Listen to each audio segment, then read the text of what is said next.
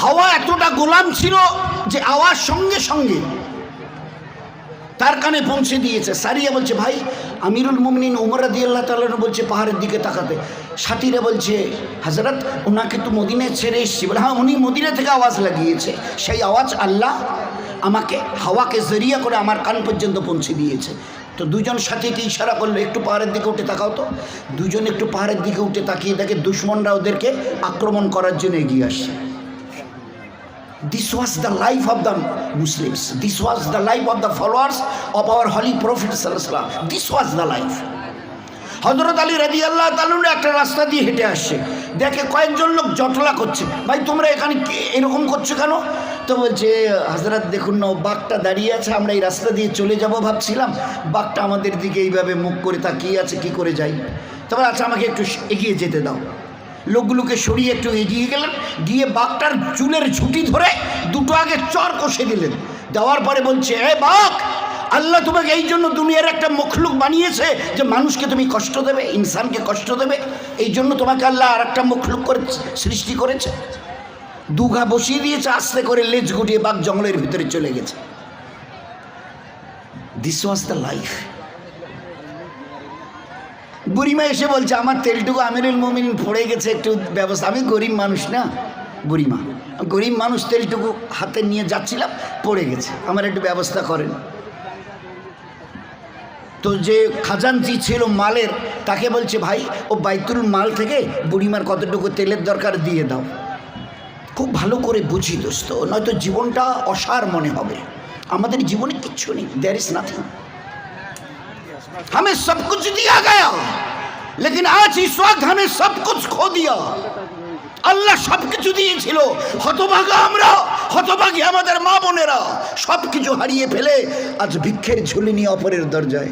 পঞ্চায়েত সাহেব না করে দেবেন, অমুক সাহেব একটু করে দেবেন, তমুক সাহেব একটু আমার কাজটা করে দেবেন। আরে আল্লাহ তোমাকে 2 রাকাত সালাতুল হাজত দিয়েছিল, পড়ো আর খোদার সামনে হাত তুলে বলো আমার আল্লাহ। তারপরে দেখো তোমাকে কতটা ওয়েট করতে হয়, অপেক্ষা করতে হয়। দোস্ত জীবনটাকে তছনছ করে দিয়েছি, তছনছ করে দিয়েছে। বুড়িমা শুনে বলছে, আমিরুল মুমিনিন কি বলছেন? বাইতুল মাল থেকে তেল আমাকে দেওয়া হবে, আমি বাইতুল মালের তেল নিয়ে কিয়ামতের ময়দানে হিসাব নিকাশের ঝামেলা পোয়াতে পারবো না, আমি আমার তেলের জন্য আমি এসেছি।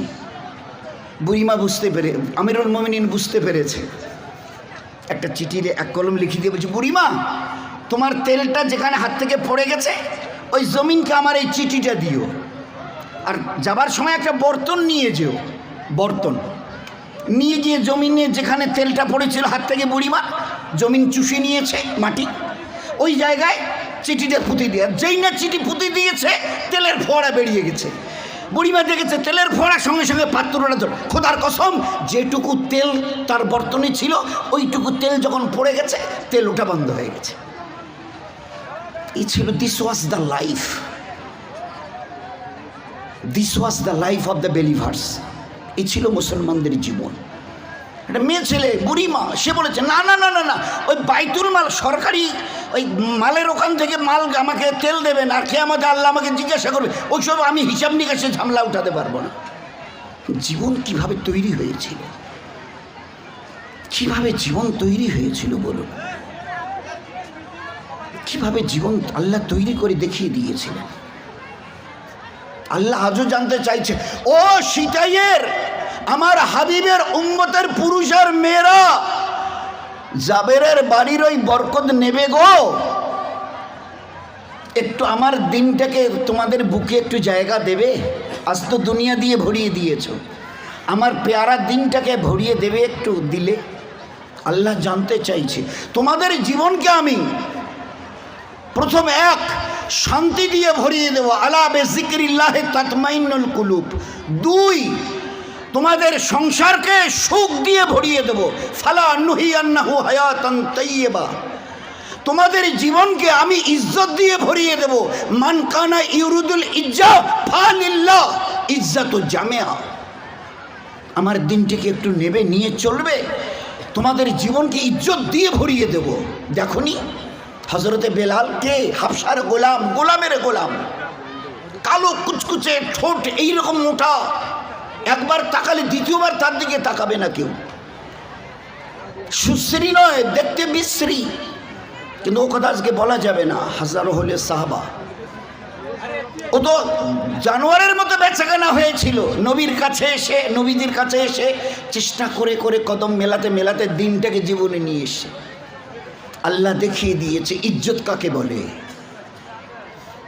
এ হাবশার গোলাম, কই তুমি? লাব্বাই ইয়া রাসূলুল্লাহ, কাছেই আছি। যাও মসজিদে নববীতে তুমি আজান দেবে। মসজিদে, আমার মসজিদ, মসজিদে নববীর মুয়াজ্জিন তুমি থাকবে। মালয়েশিয়ায় যান, ইন্দোনেশিয়ায় যান, ওখানে যারা মুয়াজ্জিন না তাদের নাম ধরা হয় না। আমাদের মুয়াজ্জিন আব্দুর রহমান, আমাদের মুয়াজ্জিন আব্দুল সাত্তার, আব্দুল গফার, ওরা মসজিদের মুয়াজ্জিনকে বেলাল বলে। He is the Bilal, he is the Bilal of our মসজিদ, he is the Bilal of our mosque. Bilal মানেই বোঝা যাবে যে ইনি মুয়াজ্জিন। তো হাবশার গোলাম ছিল, দুনিয়ার কেউ তাকে চিনত না। গোলামের পরিচয় কে রাখে?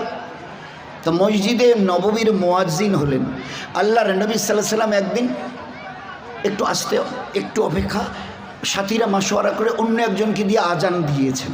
অন্য একজন, এক রাওয়ায়াতে এসছে হযরত আলী, এক রাওয়ায়াতে এসছে অন্য আর একজন সাহাবীকে দিয়ে। আল্লাহ রসুল সাল্লাল্লাহু আলাইহি সাল্লাম মসজিদে নববীতে এসে সুন্নত পরে বসে আছে। আকাশের রং বদলাচ্ছে না। আল্লাহর নবী বড় চিন্তিত হলেন। জিবরাইল এসে সালাম দিয়ে বলছে, ইয়া রাসূলুল্লাহ সাল্লাল্লাহু আলাইহি সাল্লাম, আপনি বেলালকে দিয়ে আজান দেওয়ান, আরশের মালিক আল্লাহ বেলালের আজান শুনবার জন্য অপেক্ষা করছে। এই দুনিয়ার 18 লক্ষ গুণ বড় সূর্যকে আল্লাহ রুখে দিয়েছে বেলালের আজান শুনবার কারণে। ভাবি ইজ্জত কাকে বলে? সূর্যকে রুখে দেওয়া হয়েছে কেন? আল্লাহ সূর্যকে আটকে দিয়েছে। বেলালের আজানের আওয়াজ এখনো আরশে পৌঁছায়নি। 3, মিরাজ থেকে আল্লাহ রসুল সাল্লাল্লাহু আলাইহি সাল্লাম ফিরে এসে বলছে, এই বেলাল। লাব্বাইক ইয়া রাসূলুল্লাহ, আমি কাছে আছি, বলুন। এই বেলাল, তুমি কি আমাল করো আমাকে বলো না। আল্লাহ রসুল, আমাকে লজ্জিত করবেন না, আমি কি আমাল করব? আপনি যা বলেন, আমি তো আপনার গোলামের গোলামের গোলাম, আপনি যা বলেন তাই করি। না বেলাল, বলো না, বলো না। কেন গো আল্লাহ রসুল, আমাকে শর্মিন্দা করছেন? না গো বেলাল, আমি শর্মিন্দা, তোমাকে লজ্জিত করিনি। আমি যখন জান্নাতে চলছিলাম তোমার পায়ের শব্দ আমাকে শোনানো হয়েছে। এটা তোমার সাথেই বেলালের পায়ের শব্দ, আমি তোমার পায়ের শব্দ জান্নাতে শুনেছি। ভাবতে পারি হোয়াট ইজ কল রেসপেক্ট, ইজ্জত কাকে বলে? What is call honour, honour কাকে বলে? আল্লাহর নবী জান্নাত থেকে মিরাজের ওই রাতে ফিরে এসে বলছে, বেলাল তোমার পায়ের শব্দ আমি জান্নাতে শুনেছি। 4, ও আমার সাহাবা, ও চৌধুরী সাদের পুরো সিতাই হালকার সমস্ত উম্মতের পুরুষ আর মা বোনেরা কান খুলে শুনে নাও, আমি যখন জান্নাতে দাখিল হব আমার উটের লাগাম এই বেলালের হাতে থাকবে। আমি উটের সওয়ার থাকব, আর জান্নাতে যখন দাখিল হব এই উটের লাগাম বেলালের হাতে থাকবে। দোস্ত, বুঝি ইজ্জত কাকে বলে? ইজ্জত কাকে বলে? জান্নাতে ঢোকার পরে আমি বলবো, বেলাল আজান দাও। দ্বিতীয় কোনো ব্যক্তি হবে না জান্নাতে আজান দেবার জন্যে এক্সেপ্ট হযরতে বেলাল রাদিয়াল্লাহু তাআলা আনহু আজান দেবেন। আর এই আজান 8টা জান্নাত আর 7টা জাহান্নামের জাহান্নামীদের প্রত্যেকের কানে আল্লাহ পৌঁছে দিয়ে দেবে।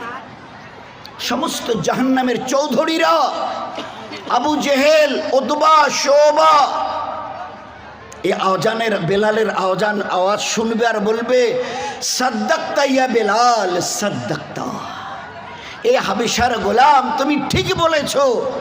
আল্লাহর পেয়ারা দিন যাদের কাছে ছিল, আজ তারা হাসতে হাসতে জান্নাতের স্বর্ণ শিখরে ইজ্জতের। আর আল্লাহর পেয়ারা দিনকে যারা ঝুটলিয়েছিল, আমরা সব আরবের বড় বড় চৌধুরী, আবু জেহেল, আবুল হাব, উতবা, শোহবা, আগের পরের, আজ আমরা বড় বড় ঠাটবাট দুনিয়া চালানেওয়ালা, আজ আমরা জাহান্নামের আগুনের মধ্যে হাবুডুবু খাচ্ছি। সাদ্দাক্তা ইয়া বেলাল, তুমি সত্য কথা বলেছ। আল্লাহ হক, নবী হক, তার দিন হক, তার কিতাব হক, তার ফেরেশতারা হক, তুমি সত্য কথা বলেছ। This was the life of the Muslims. এ ছিল জীবন। আল্লাহ রসুল ঘরে যাই, দিনের রাস্তা সফর করে হুজুরের কাছ থেকে মসজিদে নববীতে এজাজত নিয়ে বাড়ি যাচ্ছে।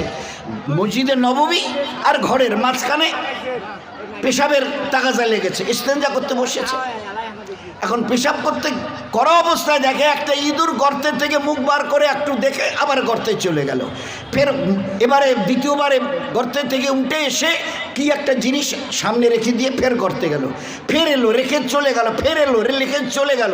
এই করতে করতে শেষবারে একটা থলে মুখে করে এনে নিচের পা দুটোকে ওই রকম নিচে মানে দাঁড় করিয়ে দিয়েছে, আর সামনের পা দুটোকে এইভাবে করে মুখটা থলেতে মুখটা কামড়ে ধরে থলেটাকে এইভাবে করে দেখাচ্ছে যা ছিল সব দিয়েছি। জীবন কি ছিল এই ঈমানওয়ালাদের। পেশাব করে আমি পাক হলাম। সাদ বিন আবি ওয়াক্কাস রাদিয়াল্লাহু তাআলা এই সাহাবীর নাম। বলছে আমি পেশাব থেকে পাক হলাম, তো যেখানেও কিছু রাখছিল সেখানে গিয়ে এক এক করে দেখি 17টা সোনার মোহর পড়ে আছে। 17টা সোনার সিক্কা মোহর ও রেখে থলেটা দেখিয়ে চলে গেছে, আর নেই, সবটুকু দিয়েছি। তো আমাদের মতো কলেমা ও জামানায় সাহাবারা পড়েননি। আমরা হলে তাড়াতাড়ি করে নিয়ে, কেউ দেখলো না তো, আরে বাবা কেউ দেখেনি তো, সোনার মোহর বলে কথা। 17টা সোনার মোহর হাতে করে নিয়ে আবার মসজিদে নববীতে ফিরে গেছে। আল্লাহ রসুল বসা ছিলেন, গিয়ে বলছে ভাই আওয়াজটা বেশি হয়ে গেছে, আওয়াজটা কমিয়ে দাও, বউ বলছে। বলছে আল্লাহ রসুল আমি ঘরে যাব, আপনি এটা নিন। কি এটা? আপনি নিন না, হাত মোবারক বাড়িয়ে দিন। আরে সাদ বলো না কি এটা? তো পুরো কিচ্ছা শুনিয়েছে।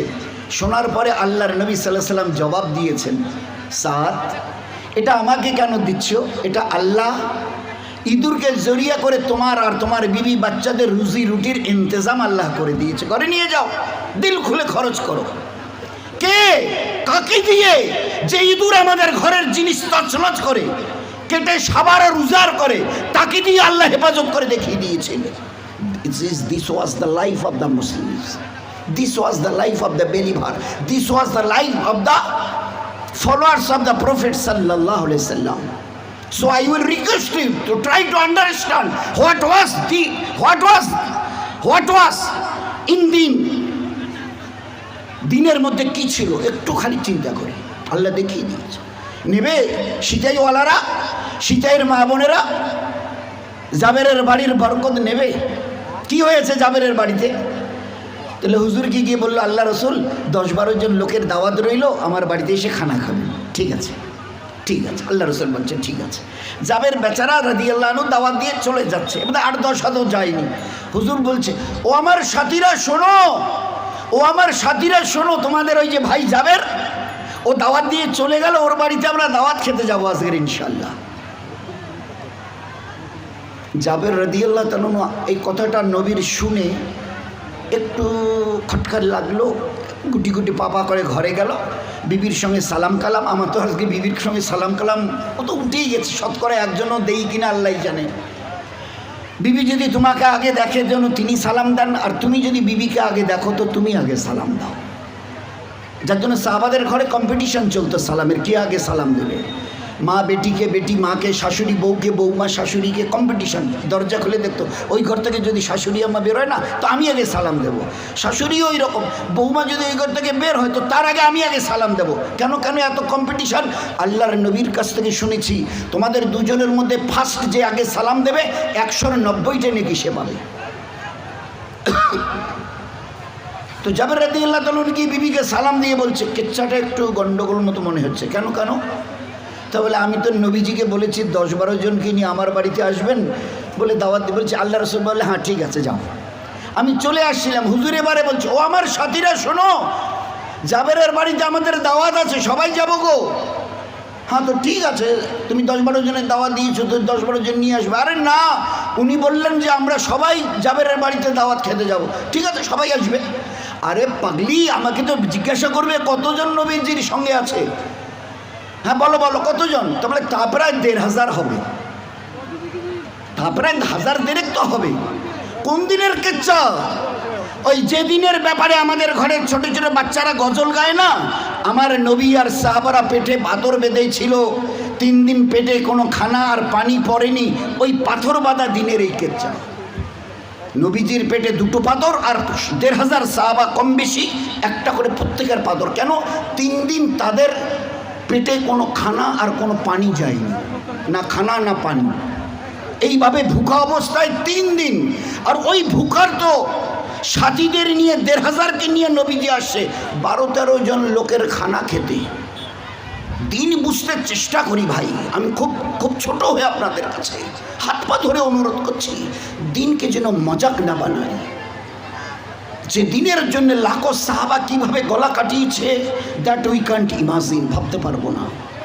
এক একজন মেয়ে ছেলে কিভাবে কোরবানি দিয়েছে, that we can't imagine in this century, ভাবতে পারবো না। একটা মেয়ে ছেলে সাহাবাদের ঘরের, আল্লাহ দেখিয়ে দিয়েছে। তো তালিমওয়ালি ছিল জাবেরের বিবি রাদিয়াল্লাহু আনহা, তালিমওয়ালি ছিল।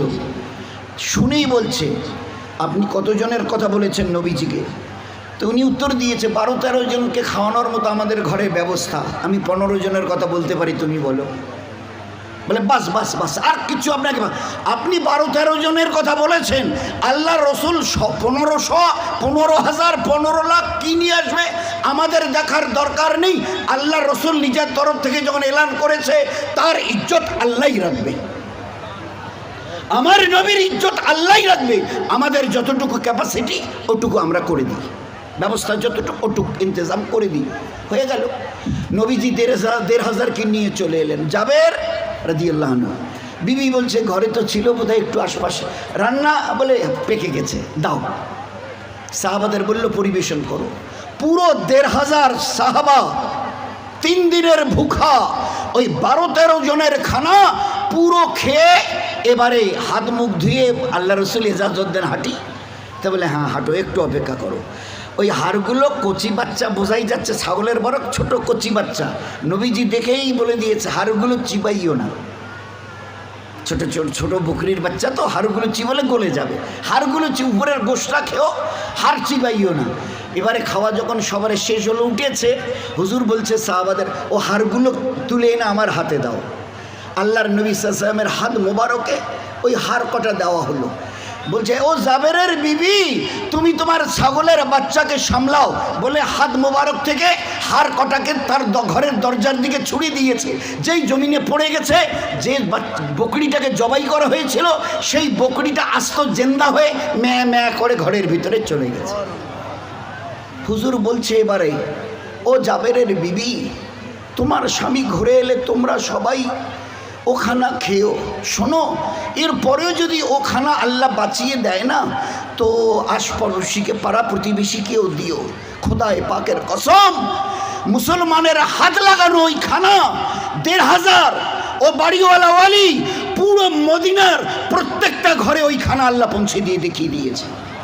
তারপরে আল্লাহ পাক জিজ্ঞাসা করছে, ও সিতাই হালকার আমার হাবিবের উম্মতের পুরুষ, আমার হাবিবের উম্মতের মা বোনেরা, ওই জাবেরের বাড়ির বরকত তোমরা নেবে? তো জাবেরের বাড়ির বরকত তোমরা নেবে, করবে একটু আমার দিনটার একটু অন্তত পক্ষে কদর করবে, আমার দিনটার একটু ইজ্জত। দেখো তো, আমি ওই আল্লাহ যে 12-13 জনের খানাকে আমি পুরো মদিনার হর ঘরের ঘরওয়ালাদের খাইয়ে দিয়েছি। আল্লাহ দেখিয়ে দিয়েছে,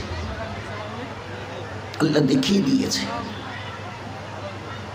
ইমাম হাসান হোসাইন হজরতে জাবের, কয়জন হলো ভাই, কয়জন হলো? ইমাম হাসান হোসেন 2 ভাই, আর হজরতে জাবের রাদিয়াল্লাহু তাআলা 3 জন মক্কার সফরে ছিলেন। চলতে চলতে খিদে লেগে গেছে, দেখে সামনে একটা ঝুপড়ি, কে আছেন ভিতরে? তো বুড়িমা বেরিয়ে এসছে। কেন বাবা? তো বলে আমরা হজের সফরে, আমরা হাশমি খানদানের, তো একটু এখানে দোকান খামার কোথায় কাছাকাছি? তো বললেন এখানে তো কোনো দোকান খামার বলে কিছু কিনে খাবার মতো, তা বলছে যে নেই। বলে আমাদের লম্বা সফর করে আমরা আসছি, তো হজের সফর হচ্ছে আমাদের। ও আচ্ছা আচ্ছা, তাহলে এক কাজ করো না, ওই তোমরা ওই এক কাজ করো, ওই আমার ওই বকরি একটা আছে, ওর দুধ দিয়ে দাও, আমি তোমাদের বর্তনে করে দেবো, দুধটা পান করো। আর আমার বুড়ো মিয়া তো নেই, এক্ষুনি এসে যাবে, পরে ওটাকে জবাই করে তোমাদের রান্না করে খাইয়ে দেবো। কোন বকরি? যে বকরিটার দুধ এরা ছাকে আর বাজারে বিক্রি করে এদের সংসার চলে। একিন কতটা! আমার আল্লাহ কত বড় কুদরতওয়ালা, কত বড় রাজ্জাক খিলানেওয়ালা, আল্লাহ দেখিয়ে দিয়েছেন, দেখিয়ে দিয়েছেন। একটু পরে স্বামী এলো, বললো দেখো 6-7 দিন পরে তো বকরাইদ, আমরা তো মালদার নই যে আমাদের ঈদের দিন কোরবানি করা ওয়াজিব, গরিব মানুষ, তা মেহমান এই বকরিটাই জবাই করো। আল্লাহর নবী বলতেন তোমরা আল্লাহ এবং আখিরাতে যারা বিশ্বাস রাখো তারা মেহমানের হক আদায় করিও। তোমার নবী, আমাদের নবীর হাদিস তোমার মনে নেই যে আল্লাহ এবং আখিরাতে বিশ্বাস করবে সেই জন্য মেহমানের হক আদায় করে। এরা অপরিচিত মেহমান, এখানে কোনো দোকান খামার নেই, এরা বোকা, আর আমরা এত গরিব যে বকরিটা ছাড়া আমাদের কাছে কিছু নেই। তা তুমি বকরিটা জবাই করে দাও না, আমি রেঁধে বেড়ে দিই, ওরা খেয়ে খুশি হবে, দোয়া দেবে, আমাদের আখেরাত বনবে, আমাদের আখেরাত বনবে গো, আমাদের আখেরাত বনবে। আমরা পুরুষরা আজ আমাদের ঘরের মা বোনেরা জানেই না আখেরাত কাকে বলে, জানেই না আখেরাত কার নাম, জানি না যেভাবে জানবার কথা। একটি মাত্র বকরি যার দুধ তারা ছেঁকে বাজারে বেচে আর ওই দিয়ে সংসার চলে। আর ছেলেটি কি বলছে, এরা মেহমান। আল্লাহর নবী বলতেন আল্লাহর আখিরাতে যদি বিশ্বাস রাখো মেহমানের হক আদায় করিও, আমাদের কাছে বকরি ছাড়া কিছু নেই, এটা জবাই করে দাও, আমি রেঁধে বেড়ে দেবো। আচ্ছা ঠিক আছে, ঠিক আছে। বকরিটাকে এবারে রশি সমেত স্বামীর হাতে তুলে দিল, বলে দিল দেখো বাচ্চাগুলো, আমাদের 3-4টে বাচ্চা, প্রতিদিন এই বকরিটাকে নিয়ে গিয়ে ওরাই ঘাস পাতা টাতা খাওয়ায়, আর ওরা যদি দেখে যে তুমি জবাই করেছো একটু দুঃখ পাবে, তো ঘরের পিছনে নিয়ে গিয়ে জবাই করো। হ্যাঁ ঠিক বলেছ। এবারে ও মিয়া নিয়ে ঘরের পিছনে বকরিটাকে জবাই করেছে। ইনি ও বাড়িওয়ালি আল্লাহওয়ালি এ তাড়াতাড়ি করে তেল পেঁয়াজ মরিচের রান্নার জন্য যেরকম ইন্তজাম করতে হয় ওরকম রান্নাঘরে ইন্তজাম করে ব্যবস্থা করে রেখে রান্নাঘর থেকে বাইরে বেরিয়েছে। তো বাইরে যখন বেরিয়েছে রান্নাঘর থেকে বাইরে, তো দেখে যে ওই বকরিটা বারান্দায় দাঁড়িয়ে আছে। তো স্বামীকে চিৎকার করে বলছে, হ্যাঁ গো তুমি কই গেলে গো? তার মানে যে ঘরের পিছনে, আমাদের ঘরের পিছনে, তা তুমি ওখানে বের কী করছো? তা বলে কেন গোস্ত করছি। তাহলে তুমি ঠিক করে বলো, তুমি সত্য কথা বলো, তুমি কি করছো? বলে কোনো বকরিটা জবাই করে আমি গোস্ত কাটাকুটা করছি। তারপরে তুমি এসে দেখো তো আমাদের বকরিটাতে বারান্দায় দাঁড়িয়ে আছে, আমাদের ওই বকরিটা তো বারান্দায় দাঁড়িয়ে আছে। তো বলছে তুমি এসে দেখো আমি জবাই করে গোস্ত কুটাকুটি করছি কিনা, তুমি এসে দেখো। বিবি গিয়ে দেখে গোস্ত কাটাকুটো হচ্ছে, আর স্বামী এসে এবারে ঘরের বারান্দায় তাকিয়ে দেখে ওই বকরিটা দাঁড়িয়ে আছে। মেহমানকে খাইয়ে দিয়ে পাঠিয়ে দিল। এরপরে ওই বকরির দুধ যখন এরা ওই টাইমে বর্তন নিয়ে গিয়ে বসেছে, এই বাটটা ধরে যখন টান দিয়েছে তো দুধ বের হচ্ছে, আর একটা বাট যখন হাত দিয়ে টান দিয়েছে তো মধু বের হচ্ছে। দুধ আর মধু পুরো এলাকা সবার কানে পৌঁছে গেছে, নাম ধরে বলছে ওই ফিদ্দা মেটা, ওই বোন, ওদের বাড়িতে একটা দুধ আর মধুওয়ালি বকরি আল্লাহ দিয়েছে। এক আল্লাহওয়ালা দেখবার জন্যে যে হকিকত আল্লাহ কতটা করেছে, আরও যাতে একিনটা আল্লাহর প্রতি মজবুত হয়, খবর নিয়ে তার বাড়িতে এসে, বোন হেন্দা ঘরে আছেন? বলে আছি। আপনাদের ওই বকরিটা বলে ওই যে বাঁধা আছে, বলে এটা বলে দুধ আর বকরি দেয়, দুধ আর মধু দেয়? বলে হ্যাঁ তা দেয়। কতটা দেয়? বলে আপনি কতটা নেবেন? তা বলে যদি আপনি বলেন 10 কেজি তো এই বকরি 10 কেজি দুধ 10 কেজি মধু দেবে। আপনি যদি বলেন আজকে 1 মণ দুধ 1 মণ মধু, খোদার কসম 1 মণ দুধ 1 মণ মধু দেবে এই বকরি। আপনার দিলের এরাদার সঙ্গে এই বকরি দুধ আর মধু দেয়। আপনি যদি মনে করেন এর থান থেকে আজকের 5 মণ দুধ 5 মণ আমি মধু নেব, তো খোদার কসম এই বকরি 5 মণ দুধ আর 5 মণ মধু দেবে আপনাকে। আল্লাহ দেখিয়ে দিয়েছে। ইমানওয়ালার জীবন যখন ইমানের লাইনে ওইভাবে তৈরি হয়েছিল, আল্লাহ মদদ দিয়ে দেখিয়ে দিয়েছে। এসব এখন আমাদের কাছে আকাশ কুসুম কল্পনার মতো হয়ে গেছে, এসব কল্পনাতীত হয়ে গেছে, কল্পনার মতো। এটা কি করে, হাউ ইট উইল পসিবল, এটা কি করে হবে? আর আল্লাহর কাছে কোনটা অসম্ভব? আল্লাহকে বলে উনি কুদরতওয়ালা। আচ্ছা কুদরতওয়ালা কাকে বলে বলেন? কুদরতওয়ালার ডেফিনিশনটা কি? কুদরতের ডেফিনিশন হলো যেখান থেকে যা হবার কথা নয় সেখান থেকে আল্লাহ তাই করে দেখিয়ে দিতে পারেন। যেখান থেকে যা হবার কথা নয় আল্লাহ সেখান থেকে তা করে দেখিয়ে দিতে পারেন। এই ক্ষমতা যিনি রাখেন তিনি কুদরতওয়ালা। বলুন না, আমরা তো খুব আজকের, আপনারাও দোয়া করবেন, আমাদের মা বোনেরাও নিজেরাও দোয়া করুক। আমাদের দিল থেকে আমাদের জন্য দোয়া বের হয়, এ আল্লাহ আমাদের ঘরের প্রতিটি মা, বোন, বিবি আর বেটি আর বৌমা এরা যেন মা হাজরার মতো, মুসা আলাইহিস সালামের আম্মার মতো এরা যেন ইয়াকিনওয়ালি হয়। মা হাজরার মতো কেন না, মা হাজরা 24 বছর বয়স, 24, আর তার কোলে ইসমাইল বাচ্চাটা 6 মাসের। এমন জায়গায় স্বামী ইব্রাহিম আলাইহিস সালাম রেখে চলে যাচ্ছে যে 100 মাইলের মধ্যে কোনো লোকজন, খাবার দাবার, বাড়ি ঘর কিচ্ছু নেই, একমাত্র সামনে মৃত্যু ব্যতিরিকে কোনো কিচ্ছু নেই। ওই অবস্থায় যখন বাচ্চাকে কোলে দিয়ে, ইসমাইল 6 মাসের বাচ্চা, বিবির বয়স হাজরা 24 বছর, চলে যাচ্ছে স্বামী মুখ ঘুরিয়ে। তো মা হাজরা জিজ্ঞাসা করেছে, কি গোনা করেছে এত বড় শাস্তি আমাকে দিচ্ছ, এত বড় শাস্তি দিচ্ছেন আমাকে? কোনো উত্তর নেই। তো ইনি দ্বিতীয়বার জিজ্ঞাসা করেছে, আপনি এই যা করছেন এটা কি আল্লাহর হুকুমে? বলে হ্যাঁ, আল্লাহর হুকুমে। তো মা হাজরা ওই সময় যে কথাটা বলেছিল, আমরা চাইছি, সবাই মিলে আমরা চাইছি আর দোয়া করছি আমাদের ঘরের মা বোন, বিবি, বেটিদের জবান থেকে ওই কথাটাই যেন আল্লাহ আজও বার করে। কি বলেছিলেন ইনি? ওহো, আল্লাহর হুকুমে আপনি এই করছেন, মৃত্যুর মুখে আমাকে, আমার বাচ্চাকে ঠেলে দিয়ে আমার আল্লাহর হুকুমে আপনি চলে যাচ্ছেন, আর এটা আল্লাহর হুকুমে। তো আল্লাহর হুকুমে যদি হয়ে থাকবে আপনি নিশ্চিন্ত চলে যান, আমাকে আমার দুধ পিতা হওয়া বাচ্চাকে আল্লাহ হেফাজত করে দেখিয়ে দেবে। ওই কথাটা যাতে আমাদের মা বোনদের জবানে আসে, আজকের এর জন্য খুব দোয়া চাওয়া হচ্ছে। যে কথাটা মা মুসা আলাইহিস সালামের বলেছিলেন, আল্লাহ জিবরিলকে পাঠিয়ে দিয়ে কানে কানে বলছে, তোমার ওই যে একদিনের বাচ্চা, ফেরাউনের লোক এসে তো এক্ষুনি জবাই করবে তোমার সামনে, তুমি এক কাজ করো। জিবরাইল এসে খবর দিচ্ছে, তোমার আল্লাহ তোমাকে খবর দিয়েছে, এই একদিনের বাচ্চাটাকে বাক্সে ভরে তালা দাও আর দরিয়ায় ফেলে দিয়ে আসো। আচ্ছা, একদিনের বাচ্চাকে, 1.5 দিনের বাচ্চাকে বাক্সে ভরিয়ে তালা দিলে থাকে? বলুন না, বাচ্চা ফের ওই বাচ্চাটাকে যদি দরিয়ায় ফেলে দেওয়া হয়, কি থাকবে এর অস্তিত্ব? কিন্তু জিবরাইল আলাইহিস সালামকে মুসার মা জিজ্ঞাসা করছে, আমার আল্লাহ কি বলেছে? তারপরে বলে, তুমি যদি এই কাজ করো তো এই বাচ্চাকে তোমার কোলে আল্লাহ ফেরত দেবে। সবাই জানি যে আল্লাহ 3 দিন এই বাক্স দরিয়ায় ভেসছিল। খেয়েছে কি? যখন এই বাচ্চার খিদে লাগে, টোটো করার এরাদা করে, জিবরাইল এসে এই আঙ্গুলটা মুখে দেয়, বুড়ো আঙ্গুলটা, তো দুধ বেরোয়। যখন এটা খাওয়া হয়ে যায় তখন এ বুড়ো আঙ্গুলটা মুখে দেয়, তখন ওই আঙ্গুলটা থেকে মধু বার হয়। 3 দিন ধরে আল্লাহ দরিয়ায় ভাসাতে দুধ আর মধু খাইয়ে ওকে হেফাজত করে দেখিয়ে দিয়েছে। আল্লাহ দেখিয়ে দিয়েছে। 3 দিন পরের কেচ্ছা সবাই জানি। ফেরাউন আর তার বিবি আসিয়া দরিয়ার কিনারে বসেছিল, বাক্স এসে ঘুরছে। প্রথম ফেরাউন দেখে বলছে, দেখো তো এটা কী গো, একটা বাক্স মতো। লোককে ডেকে বলেছে, এটাকে তোলা হলো, খোলা হলো, দেখে একটা বাচ্চা। দেখেই ফেরাউন বলেছে, এইটাই বোধহয় আমার জানের দুশ্মন হবে, জবাই করো। বিবি আসিয়া ধমক দিয়েছে, কোত্থেকে ভেসে এসছে এই বাচ্চাটা? জানো তুমি, যাকেই দেখো ছোটো বাচ্চা তাকেই জবাই করতে চাও, কোত্থেকে ভেসে এসছে বলো তো? আমাদের তো কোনো বাচ্চা নেই, এই বাচ্চাটাকে আমরা আমাদের বাচ্চা বানাবো, আমাদের ঘরে প্রতিপালিত করব। আল্লাহ কি বলেছিল? মুসার মাকে জিবরাইল বলে দিও, এই বাচ্চাকে আমি তার কোলে ফেরত দেবো। এবারে বাচ্চাকে নিয়ে বাড়িতে গেল রাজপ্রাসাদে। ফেরাউন দেশের বাদশাহ, এলান হয়ে গেল, আমার বাচ্চাকে যে মহিলা দুধ খাইয়ে হেফাজত করতে পারবে যা চাইবে দেব।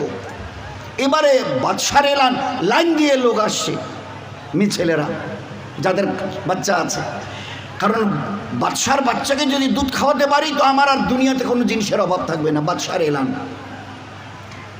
আল্লাহ পাক এবারে যখনই কোনো মা এসে, ওটাই বাচ্চা আপনার বাদশাহ বলে, ওই ঘরে গিয়ে যখন কোলে তুলে, জিবরাইল এসে ওই মুসার কানে, 3 দিনের বাচ্চা কানে কানে বলে, এটা কিন্তু তোর মা নয়। ও মাটা খুব চেষ্টা করে কিন্তু বাচ্চার মুখ আর খোলে না। লাইন দিয়ে 100,000 পার হয়ে চলে গেছে। ওর বোন তখন ওই বাদশার মন্ত্রীকে বলছে, একটা মেয়ে ছেলে আমার খবরে আছে, তার সিনায় দুধ আছে, যদি বলেন তো ডেকে আনি। তা টাকো অনেক মেয়ে ছেলে এসে চেষ্টা করেছে, হয়নি। তোমার খোঁজে চলে এলো, লম্বা কেচ্চা ডেকে আনা হলো। বাদশাহ হাত জোর করে বলছে, আমার বাচ্চাকে যদি দুধ খেয়ে বাঁচাতে পারো যা চাইবে দেবো, যা চাইবে। কোথায় বাচ্চা? যাবো না বলে ওই ঘরে। এবারে খাটের কাছে গিয়ে যখন হাত বাড়িয়েছে, জিবরিল কানে কানে বলছে, তোর মা গো, তোর মা, তোর মা। হাত বাড়িয়েছে, বাচ্চা লাফ কেটে মায়ের কোলে চলে এসে। আর মা যখন সিনায় লাগিয়েছে তো পেট ভরে দুধ পান করে নিয়েছে। মুসার মা বলছে, আল্লাহ তুমি এত বড় কুদরতওয়ালা, আমার বাচ্চাকে আমি দুধ পান করাবো আর গোটা আমাদের মুলকে মিশরের বাদশাহ আমার সামনে মাথা ঝুঁকে বলছে, বোন তোমার ঝুপড়িতে গিয়ে কোনো কাজ নেই, আমার রাজপ্রাসাদে থাকো, রাজার বাড়ির খানা খাও, যা মন চাইবে আমাকে বলে তাই তুমি নিয়ে নিও। এই আল্লাহ তুমি এত বড় কুদরতওয়ালা, আমার নিজের বাচ্চাকে দুধ পান করাবো আর রাজা বলছে, বাদশাহ বলছে যা চাইবে আমি দেব। এ তোমার আজীব কুদরত। তো দোস্ত আল্লাহ দেখিয়ে দিয়েছেন, আল্লাহ দেখিয়ে দিয়েছেন। আমি শেষ কথাটা বলি যে এই জন্য আল্লাহকে একটু চিনবার চেষ্টা করি, আল্লাহর পেয়ারা দিনকে একটু বুঝতে চেষ্টা করি।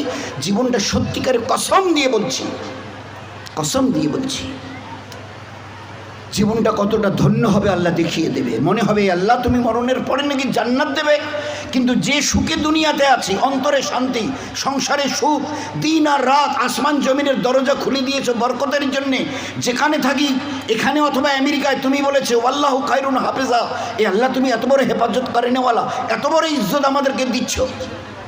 এই দিনের বিনিময় আল্লাহ ওয়াদা করেছে। এই জন্য দিনটাকে একটু বুঝতে চেষ্টা করি, খোদার কাছে নিজেকে ঝুঁকাতে চেষ্টা করি।